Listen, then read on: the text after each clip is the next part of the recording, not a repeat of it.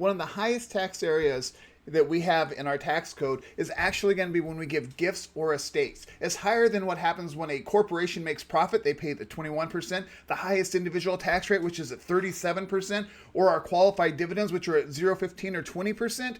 We pay a whopping 40% whenever we give a gift or we transfer property at our estate. Now, there are exceptions in there, the pretty large exceptions that we're able to apply. So what I'm going to do in this video is I'm going to walk you through those different exceptions. We're going to talk about, in this video, the annual exclusion and the unified credit and how they work together so we can use that as a tax planning technique in order to avoid that huge 40% tax rate.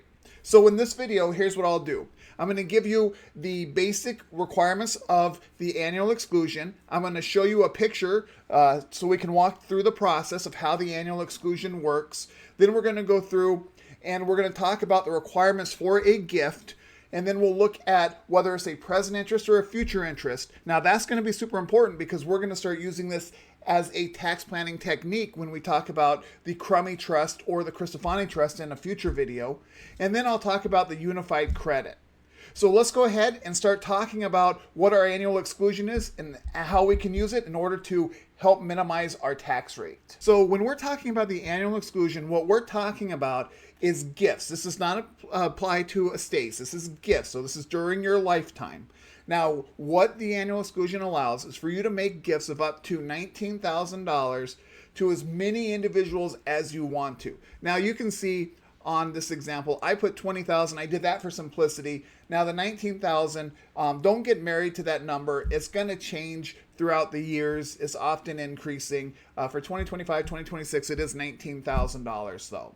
But we can give that $19,000 to as many individuals as we choose. And they don't even have to be family members. So we could give $19,000 to our first child, $19,000 to our second child, $19,000 to our grandchild. We can give $19,000 to our gardener. We can give $19,000 to our neighbor, $19,000 to our current student, $19,000 to our former student, and we do this as many times as we want. So we can give hundreds of thousands of dollars away under the annual exclusion. The only requirement is that it has to be under the annual exclusion amount, $19,000 currently, but we can do that to each individual. So it's not cumulatively under $19,000, it's $19,000 to a specific individual. So that's kind of helpful. Now, we can also increase that if we're married and our spouse wants to go ahead and gift split. They can also give up to $19,000 or whatever the annual exclusion amount is for the year that you're viewing this, that amount. So in the current year, right now, in 2025, almost 2026, what we'd be looking at would be $19,000 for myself, $19,000 for my spouse. So we could give $38,000 every single year to as many people as we want. So you could, like I said, you can start to reduce your estate by hundreds of thousands of dollars. And this is important, especially if you're a high net worth individual, because if you're above the unified credit, which we'll get to, you would be paying 40% on that, on your estate, right? 40% tax. That's significant. So this is being able to allow us to remove this. And you can start it when the kid is young. If you have kids, you can start giving these $19,000 gifts every year to your children. And we're going to talk about trusts in the next two videos, and you're going to be able to see how we can use this as a tax planning technique. But look at this first one. This is an example, and this is say mom wants to go ahead and give money to other people. So mom wants to go ahead and give her child $20,000, assuming our annual exclusion is $20,000 here. Okay, we know it's 19, but for this example, we're saying it's 20,000. So mom's going to give $20,000. I'm sorry, this would be grandparent giving $20,000 to mom, and then mom giving it to child of $20,000, and then grandchildren over there even further $20,000. So those would be the great grandchildren. So all of a sudden there's 5 different people that we're giving $20,000 per individual. So we were able to take a client and reduce their estate by $100,000, and none of this is subject to taxes. Now remember, when we're dealing with gifts and estates, the person who is transferring the money, the donor, the person giving the gift, is the person who has to worry about gift taxes. The person who receives a gift or receives the inheritance do not worry about federal taxes. Okay, so this is a person who's transferring it. So we're able to reduce the estate by $100,000, and that's not going to be subject to that 40% tax that we would see on gifts and estates. So pretty significant. Now let's go ahead and look at what the requirements are in order for us to give a gift. Because in order for this to count, it has to be an effective gift. We have to actually give a gift. So let's take a look at those requirements. So here are our requirements when we're dealing with gifts. First thing is, remember, we're dealing with the annual exclusion. So if we're dealing with a gift for the annual exclusion amount, just remember that this applies per donor, right? So you can give as many as you want, many of these annual exclusion amounts as you want, and you're not going to be subject to gift taxes. Okay, now, the second thing is going to be, it has to be a completed transfer. And these are some areas that sometimes we have where we see taxpayers make mistakes when they're trying to give a gift. So when you're looking at a completed transfer, what it means is you cannot take it back, right? You can't have any control over that gift after you give it. If you still have control, you still have your thumb on it, hey, it's not a gift. It's not a completed gift. It's not going to satisfy it. And if it fails to satisfy the requirement of the gift, you just wasted that $19,000 annual exclusion because it's not going to count. So maybe it'll count in the future when you don't have that control any longer, but you know what? It doesn't count now. So if I were to sit there and say, hey, I'm going to give my son a gift, but it's only if they marry a specific person that I approve of, right? Hey, that's not a gift. I still have control because it's if I approve of it, right? So it's not an actual gift. So even though I might have given $19,000 or $15,000 or whatever amount I wanted to this year, that's not going to be a gift. It's not going to fall under my annual exclusion. So I wasted my annual exclusion in the situation.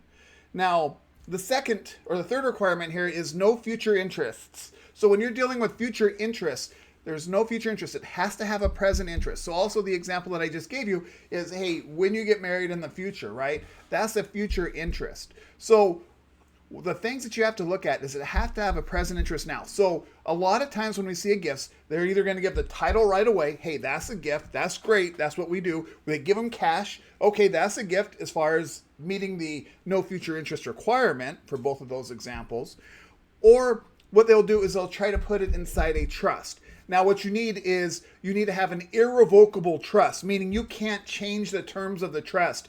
If the person that you're giving this to risks losing it because they anger you, then you know what? That's not going to be a completed gift. It has to be irrevocable. You can't change it. You can't do anything else with it. So if it's revocable, it's not going to be a gift. Okay? And it can't be conditioned on things in the future, right? So if you meet these requirements, you generally do not have to file what is known as Form 709. That's not going to be a requirement for you if you're under the annual exclusion amount. Now, there are exceptions to that. So in the previous intro portion, I talked about, well, what would happen if you gift split, right? Well, if you're gift splitting on that, then that's where you and your spouse are both giving gifts up to the annual exclusion amount. Well, if you're both gift splitting, now we have to file a Form 709. So gift splitting will require it. The other thing is if you go over the annual exclusion amount. So if you gave a $25,000 gift, well, currently the $19,000 are annual exclusion. You went $6,000 over the annual exclusion. Now we have to file Form 709. 709 is tracking these gifts. So that's what we'd have to file. So the two instances that we're talking about so far where we file the 709 is going to be if we're gift splitting with our spouse, or if we are going to go over the annual exclusion amount by giving more than the annual exclusion. Okay. Now I do want to mention in terms of what you can gift, extremely broad. You can gift property, stocks, cash. I mean, it's very broad. You're allowed to gift a lot of stuff. So they do have a broad definition of what a gift is. Now, the area that causes the most confusion in this part is the future interest. So a future interest versus a present interest. So we have to have a present interest, not a future interest. So what I did is I created a specific visual so that way we can talk about the requirements for a present interest. So let's go ahead and look at that right now. So I just wanted to cover this very shortly, and this is going to tell us the difference between a present interest and a future interest. So I'm just giving you a few examples here, because remember, we need a present interest and not a future interest in order to have a completed gift. We need a completed gift in order to have or to capitalize on our annual exclusion. So under the present interest in the light blue, what we're looking at is different examples. Cash gifts, if you give somebody cash and they can spend it immediately, that's obviously going to be a present interest because they can run over and they can start shopping or doing whatever it is that they want to do. Second one is going to be property transferred outright. So you may have land that you're transferring directly to another person. Hey, that's going to be fine. You may have a snowmobile that you want to go and transfer to somebody, or a golf cart if you're over in the southern states that you may want to go ahead and transfer to somebody, or if you're out in California or Texas, right? You want to go ahead and transfer a golf cart. You can go ahead and do that as long as you're giving that property outright, and now they have that. So that's going to be considered a completed gift, at least in terms of the present interest requirement. Or they have unrestricted access to the gift. So as long as they have unrestricted access, they're going to have a completed gift. Now, what it is not is in the green, these future interests. If it's a future interest, we fail under the terms of the completed gift. So the annual exclusion is not going to be count as a gift. All right, so here's things. Gifts locked in a trust. Okay, they're locked in a trust. Now, what we're going to see in the next videos is there's some examples with it. There's some exclusions to this, exceptions to it. The first one is going to be if they're a minor. You can do things like that, but there's going to be restrictions in and up until 21. Then they have to have access to it. Then you're going to have the Crummey trust and the Cristofani trust. So those are a little bit more advanced, but we're going to talk about those in a video so you can see it. The reason they work is because you're going to provide a present interest in it by giving some withdrawal power so they can take out that money immediately. If they don't take out that money, then it's locked in until the terms of the trust. But because they have an immediate window in which they could withdraw it, they have a present interest. But again, we're going to talk about those in a separate video.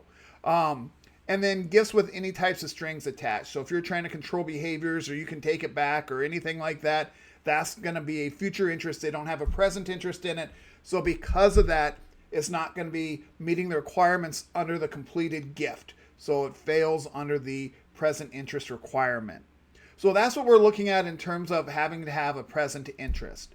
Now, what I want to do is I also want to talk about the unified credit and what happens if we give a gift that exceeds our unified, or that exceeds our annual exclusion amount, or what happens if we transfer property at death. So it goes to our beneficiaries, right? Is our estate going to be taxed at that portion? Well, the unified credit is going to be applying to both gifts and transfers at death. So let's go ahead and take a look at this requirement for a unified credit. So the unified credit allows us to go ahead and to make gifts throughout our life and then after we pass away of up to just about $14 million per individual, which will not be taxed. Okay, so we can go ahead and give gifts up to about $14 million. Now, if we're married, then our spouse also has one.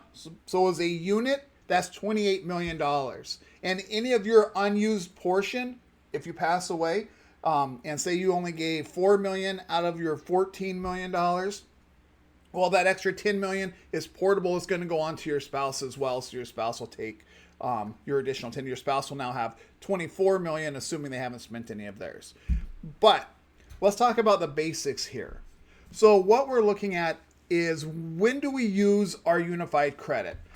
Well, there's two different instances in which we might use this. The first one is going to be if we give a gift, so we're giving gifts during lifetime, and it's going to exceed our annual exclusion. So the first $19,000 in this current year is going to be excluded from having to be taxed, right? But if you give more than $19,000, well, some of that's going to be taxed. So once you exceed it, you're going to go ahead and you're going to file the Form 709. Now, when I said some of it's going to be taxed, I'm assuming that you were either single or your spouse decided not to gift split with you, because of course that would have bumped us up to 38 million, right? Or 38 million, $38,000, right? No, so what we do then is we'd file the Form 709, right? And we have to do 709 even if we're below the annual exclusion, but we're gift splitting with our spouse. So if we gave $30,000, well, between the two of us, right, we can give up to 38, but because we gift split, now we have to file a Form 709. So what happens is if you gave, let's just say you're single and you gave $25,000, and we're going to say that the annual exclusion is $19,000. Okay, so you gave $6,000 too much. All right, so of that $6,000, that's going to force you to do the 709. You fill out the Form 709. Now, you could pay gift taxes on that $7,000. You could do that right now, or $6,000. You can do that right now. Or what happens is you reduce your unified credit. So your unified credit is worth $14 million. So you would reduce it by $6,000. And your unified credit will no longer be $14 million. It'll be reduced by that $6,000. And you don't have to worry about paying any gift taxes on it currently. And you still have, almost 14 less, 6,000 less to make gifts throughout your life or transfers at your estate. And you can continue to do this until you don't have anything left over in your unified credit. And then at that point, that's where you're seeing it having to be taxed. And that's where the rates will go up to 40%. Okay, so usually you don't have taxes on these transfers unless you're at a very high net worth individual who might be making lots of transfers throughout their life. Then they can go through their unified credit so that can happen. Or what you see is people, they have their houses that have appreciated in value and they have all kinds of investments and money and all this other stuff. Well, maybe they haven't given any gifts that exceeded the annual exclusion throughout the year, but their estate is still pretty large. Maybe it's going to be $20 million, and all of a sudden the annual exclusion is about $14 million. So now you have $6 million that are going to be taxed because the first 14 will be excluded under the unified credit. And then the remaining $6 million or whatever it is going to be taxed up to that 40% rate. Now, like I said, this applies to gifts during your lifetime and estates. It's a unified credit because you have $14 million from when you were born all the way up until death to be able to make transfers without having to pay those taxes. So that's why we call it a unified credit. Now, I hope this video has helped you, but here's the foundation. This is the foundation. Here's where this is really important. In the next two videos in my tax planning series here, I'm going to be talking about what's known as the Crummey Trust and then the Cristofani Trust. And we're going to be talking about those to see how we can use this annual exclusion in order to reduce our wealth in our estate without ever having to use our unified credit, right? Because we already know if we can give $19,000 an individual, and it's not going to be taxed and it's not touching our unified credit. Well, what happens if we do this every single year, but we want to restrict access for our children until they hit an age that we think is appropriate for them? Maybe it's going to be 40, maybe it's going to be 67. Who knows, whatever age it is that we think that they will be mature enough to be able to handle that money. So we're going to go through this. We're going to talk about how this becomes an important part of our estate planning and tax planning scenarios. All right, thank you for watching this video. Subscribe if you found this helpful.